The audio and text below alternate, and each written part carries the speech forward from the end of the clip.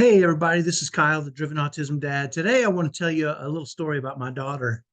Her name is Chloe. Here's a picture of her in her freshman basketball uniform.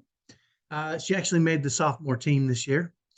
And Chloe's pretty interesting. As many of you may know, I have five sons and one daughter, my daughter, Chloe. And she came to us a pretty interesting way. My wife always wanted a daughter. And we had son after son after son after son. And we kind of stopped.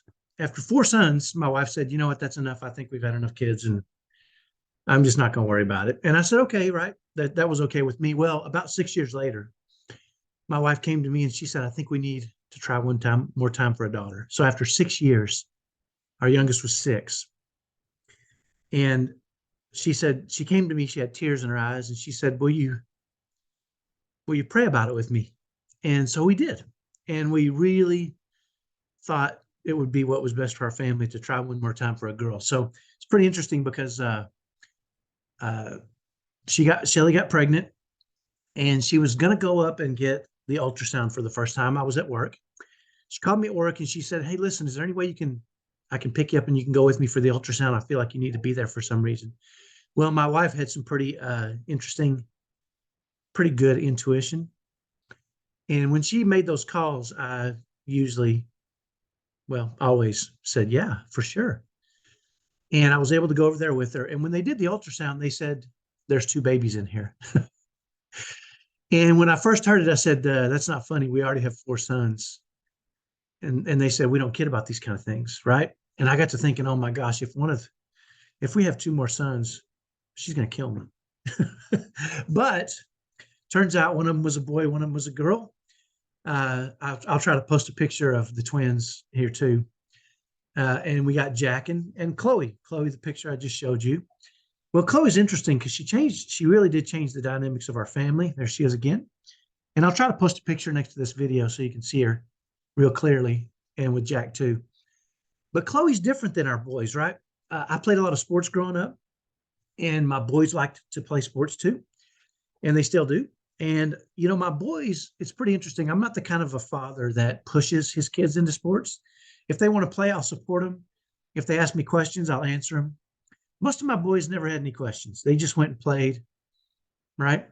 My daughter was different. Her eighth grade year, which was the year before high school, so 2 years ago, she came to me. She said, I think I want to play middle school basketball. I said, perfect. She said, tell me what to do. I mean, how do I get good? Right? She had never really played before. So I started kind of showing her some things and working with her. And it was interesting to me because she would take what I said and do it. She didn't, she didn't, she didn't say, I don't think that'll work, or she didn't come up with these crazy ideas. She just did it, right? And she got really good really quick. She became a starter on her middle school basketball team, basically her first year to ever play organized basketball. Some of the other girls weren't happy about it, but she's very friendly. So they would say, how is it that you're just starting to play and you're better than me already? They would say that to her. And she would say, I don't know. And obviously she had some athletic ability, but she also would ask me things. And when I would tell her, she would do it. Right. And so as she went into her freshman year, she wanted to play for the high school team. And she knew that would be tricky because the competition gets more and more fierce every year. And she came to me and she said, I want to be a good shooter. Can you show me the basics of, a shooting? And we can practice that, right? And so I did. We have a hoop outside of our house, and she spent hours and hours practicing shooting, and we taught her some good form. And as her season went along, she was a good shooter. I wouldn't call her a great shooter until about halfway through the season. She came to me and she said, what other tips can you give me about shooting? Because I'm okay, but I want to get better, right? And so we talked about the mental part of the game of shooting. And I played enough basketball and ended up being a really good shooter. And a lot of it was, for me, was mental. And so I would talk to her about the mental parts of it, and she would just absorb it. And then she would go out on the court, and I could see her just doing it, just making those things happen. I could see her thinking and working through it. And well, the reason I'm telling this story is for two reasons. One, at the end of their season, they had their end of season basketball banquet, and she was named the sharpshooter on her team. So her work paid off, and she was one of the better shooters on the team. But I think the reason I'm telling you this is because this will help you autism parents, right? The one thing I think that she did that my sons didn't do, maybe it's because they're men and they're stubborn, right?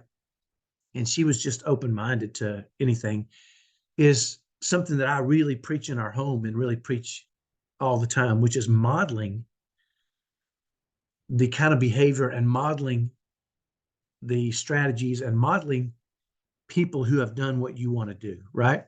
My daughter has seen me shoot. She knows I'm a good shooter. She knows I understand the basics of it.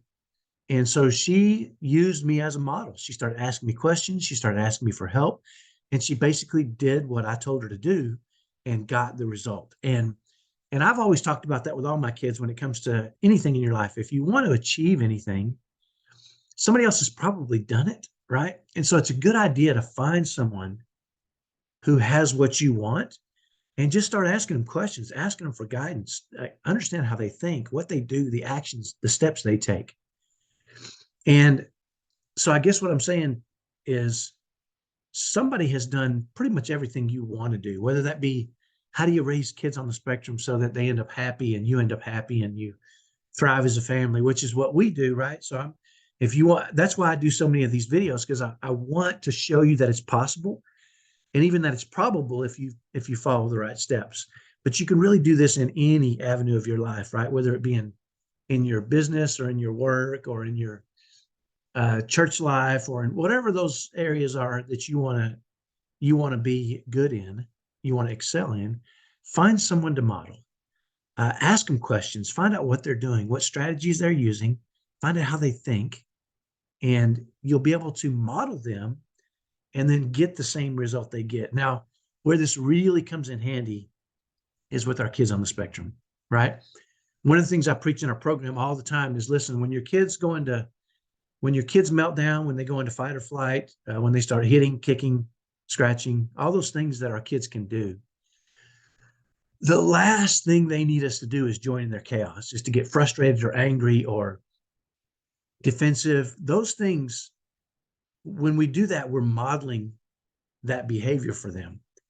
When things aren't going well, we've got to model positive, loving, kind behavior. And that means if your kid's coming at you with their fists, which my son has done, we've got to model the correct behavior so that they can see how that looks in their lives.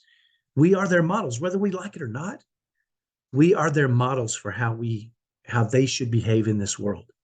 So it's really vital that we manage our emotions and manage our thoughts and manage ourselves in a way that allows them to see what they can become and who they should become.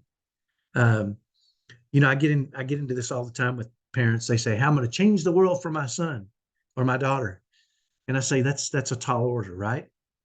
Now, what you can do, and certainly you should be striving to do, is make sure your child sees how you work in the world. And you model that so that they are capable of going out into the world and working in the world as it is. If you want to change the world, good for you. I want my son to be prepared when he goes out into the world, to know that it's not going to be perfect for him, to know that he's going to come up against things that are tricky and difficult. And the way we teach them that is how we manage ourselves during tricky, difficult, unusual moments. So hopefully that's helpful. I'll see if I can find a picture of both my kids and post them on this video. So find a model. If somebody's got what you want, find a model, ask them questions, figure things out, and you can have what they have if you want it. Talk to you soon. Bye-bye.